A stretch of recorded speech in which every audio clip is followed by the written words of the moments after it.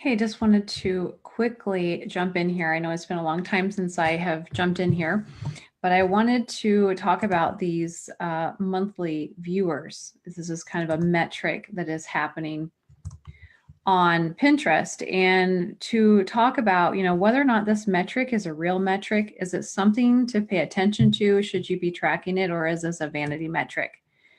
And it was newly introduced about a year ago with the monthly viewer metric, and I started tracking it. And here's what I found across multiple Pinterest accounts for our clients that we've been tracking for the entire last year is that I have learned that it's not 100% a vanity metric. And at first, I think we all thought that it kind of was because it was a little inconsistent that the monthly viewers were.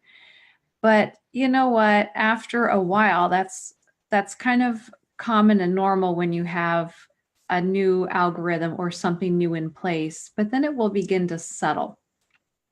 And in the last 6 months, it has really begun to settle. And there's been a lot of people saying, well, man, my monthly viewers have taken a nosedive. They've gone downhill. Does that mean anything? Is this a vanity metric? Is there something that I should do about this? Why is this happening? And I'm going to say this. What I've learned is there is a direct correlation between your monthly viewers that you see in Pinterest and your traffic. And when your monthly viewers go down, the traffic goes down. And when your monthly viewers goes up, the traffic goes up. And that makes complete sense. And here's why, because what the monthly viewers really represents is the number of people who come in contact with all of the pins that you share on Pinterest, whether they are your own pins or someone else's pins. And you want to make sure that people are engaged with your pins, that they're interested in them, and they take action.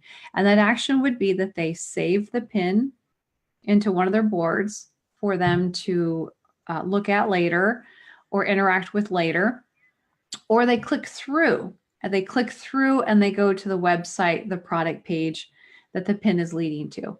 So when they take action like that, Pinterest measures how many times people take that kind of action inside of your Pinterest account. That is called your monthly viewers. That is what it is. And the more that people take action on what you are sharing to your audience on Pinterest, the more increase that you're going to notice with your monthly viewers. Why? Because people are highly interested in what you have to offer, and you are deemed as an authority.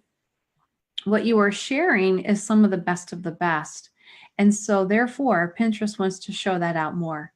So whether it's your pin or someone else's pin, if you are marked as, wow, this person is sharing highly engaging pins, then Pinterest will begin to show more people all of your pins that you are sharing. It's like the door kind of opened for you when your monthly viewers increase. So when that happens, when you do share your own pins, you're going to get a lot more people taking notice of them, and they will click on those pins. They will save them. And therefore, you're going to get more traffic when you check your Google Analytics. So I have learned, not just by listening to what other people are saying of what they think, because that's all just a theory. It's a theory. It's a hypothesis. It hasn't been tested yet. And I take that and I test it, and I find out what is really happening here. What do the monthly viewers actually mean? And is there any merit to this kind of statistics?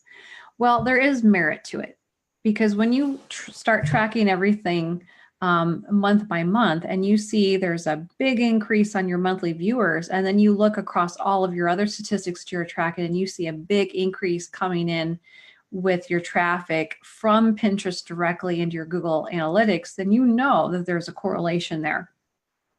So how do you get your monthly viewers up? Because that's your goal, is you want to increase your monthly viewers. Number one, You want to create the best pins you possibly can that people are more likely to interact with. They're either going to save them, your pins, or they're going to click through. So you always want to focus on your best-selling products. Or if you have a blog, you want to focus on your blog posts that are the most popular, and you create pins for those. And that's where you begin sharing. And that is going to be where the main part of your focus is going to be month after month, is sharing the best of the best that you have currently and that you are offering, whether it's your products or blog posts, whatever it is. So you want to start there as the best of what you have and create pins for that, and create multiple pins. Don't stop at just creating one pin. Create multiple pins that are different. It can all go to the same page. Therefore, you can truly get them into the same board, and it's not going to hurt you at all. So if you start with your best products, your best pages, your best blog posts, the ones that are the best sellers already, they're proven. You start with what you have that's already proven. And when you share that out onto Pinterest, people are more likely to take action. And that's going to help you increase your monthly viewers and get your engagement score up overall. When that happens, then your pins will get a bigger distribution and a much larger reach. You'll start to see your traffic increase, is what will happen there. The other part of that is, in order to get your monthly viewers up and your engagement to increase, it doesn't all have to be 100% of your own pins.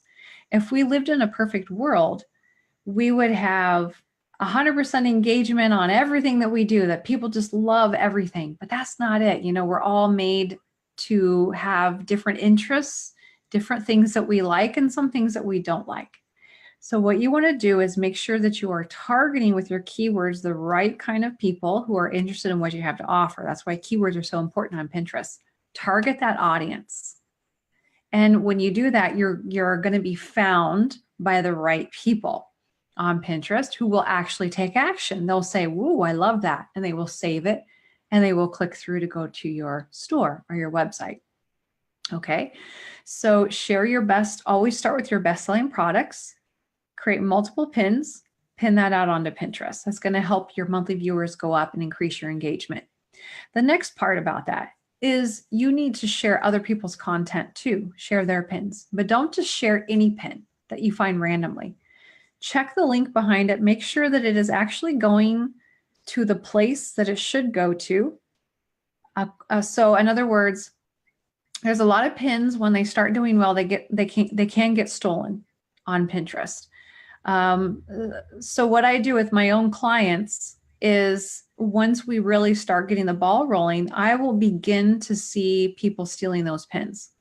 Why? Because they're driving in traffic. And their hope is if we steal the pin and we change the URL link on it to go to their website, that they can cash in on some of that free traffic without having to actually do the work. And it's not that hard to figure out. It's not that hard to find them. And when you do find them, you need to report them in. So I report them in, and when you get enough of them reporting, Pinterest shuts their account down, and they don't allow them to open up another Pinterest account. They're just gone for what they're doing. So that's what happens there.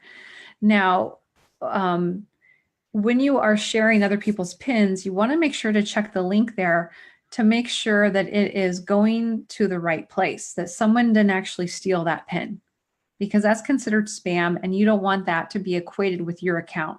If you are pinning other people's pins that are spam, which they say that spam is where the pin shows a website name, domain name, or logo on the pin, but when you click through it, it actually goes to some place completely different, or the topic is not the same as what you saw on the pin, then that is considered spam.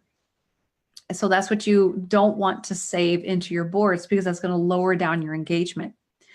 Instead, you want to make sure that the pin is going to where it should be going to, highlighting an article, a topic, whatever it is that you want to share of someone else's pins. And look at the repin count, or the saves. So when you click on the pin itself, it will show you how many saves or repins are there. and you want to see how many of it is. If it says 0, don't repin it. If it says like 1 or 10, I'm going to pass on it. It may be that it's just too new of a pin. But if I see that it's proven and it has thousands of saves and repins already, you better believe that I'm going to be pinning that into one of my boards, because if it's gone viral for them or for someone else, then it will happen for me too. And that virility, that high engagement, will bring up your overall engagement score, which is reflected in your monthly viewers.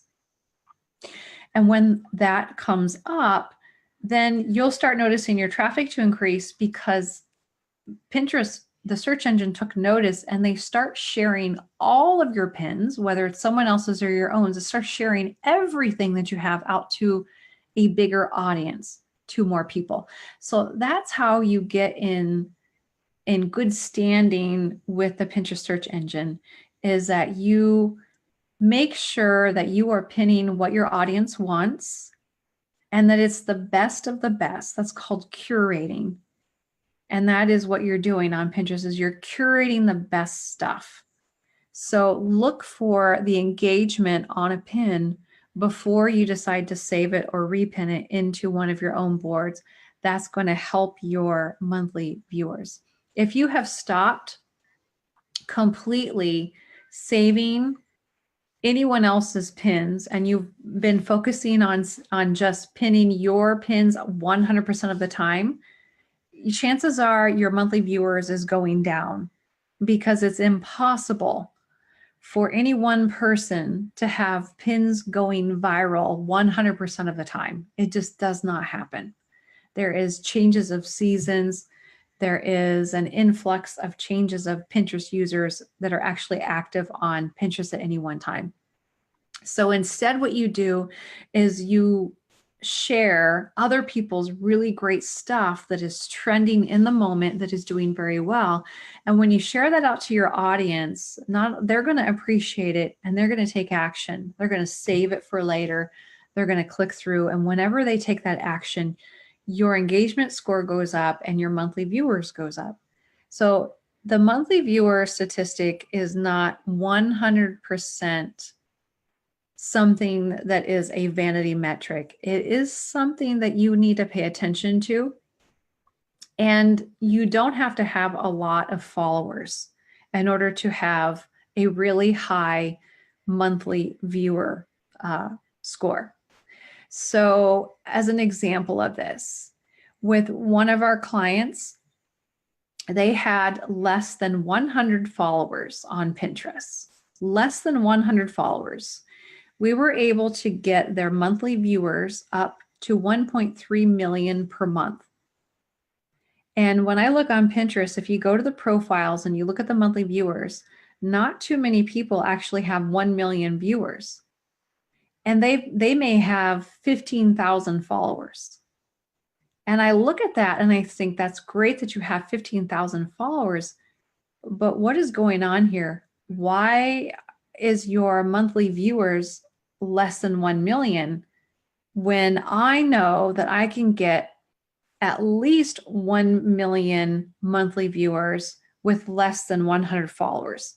So there's something that they need to make an adjustment with, and most of the time it's the keywords. They need to have better targeted keywords to make sure that the right people are taking notice of what they are saving and repinning, or maybe they're not saving enough of other people's really highly engaging content, and they need to figure out a strategy of how to get that included back in again if they've taken it out.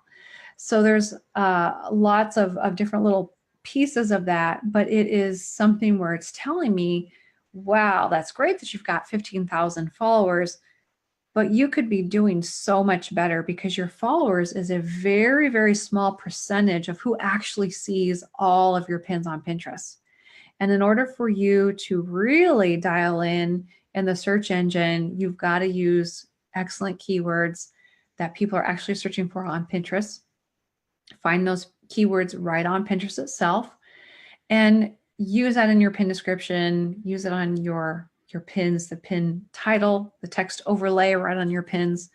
And make sure that you are incorporating in other people's pins too that have a very, very high number of saves and a good engagement rate on that. That's going to get your monthly viewers up.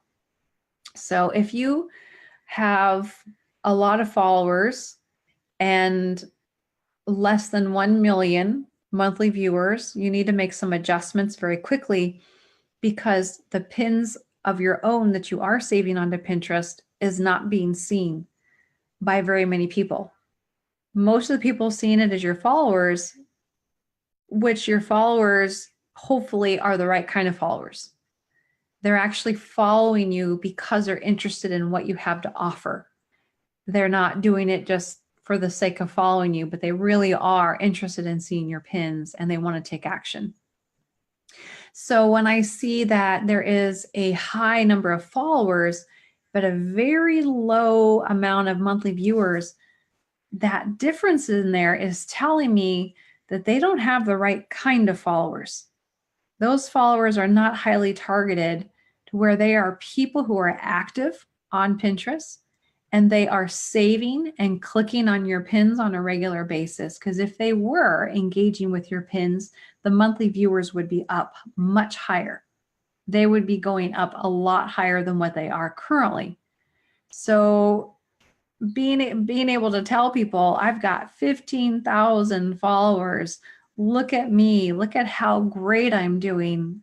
I don't think so. I don't think so. Your followers is kind of a misnomer because they may not actually be following you. They may not be paying attention to what you're actually sharing. And if your monthly viewers is very low, then I will guarantee that they are not paying any attention to your pins. And you need to make some changes in order to get their attention and get them to take action on your pins. So your monthly viewers is something to pay attention to. Go in, check in your Pinterest account, see what it is, get it on a spreadsheet and start tracking it. Start making a new strategy and thinking about what is it that I need to do differently this month in order to get that monthly viewer number up higher. And the answer to that is not get a bunch of new followers, because the followers really have nothing to do with your monthly viewers. There is nothing there that has anything to do with it. Instead, you need to be sharing highly, highly valuable pins that your audience is going to want. So you always have to think of your audience first.